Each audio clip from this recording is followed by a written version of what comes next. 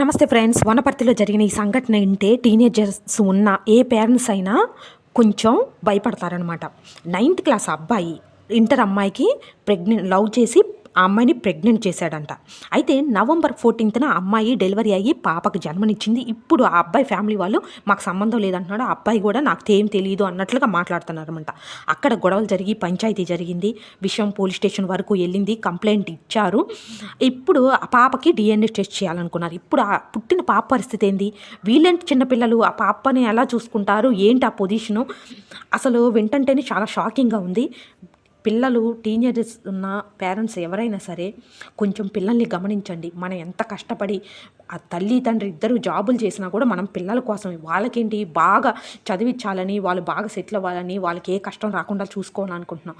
కానీ మన లైఫ్లో మన జాబ్లోను మన ప్రొఫెషనల్ లైఫ్లో మనం బిజీ అయిపోయి వాళ్ళని గమనించకపోతే వాళ్ళు పక్కదారులు పడతా ఉంటే మనం ఎంత సంపాదించినా, మనం ఎంత జాబ్ చేసి వాళ్ళని ఉద్ధరించాలనుకున్నా అదంతా దండగే అవుతుంది.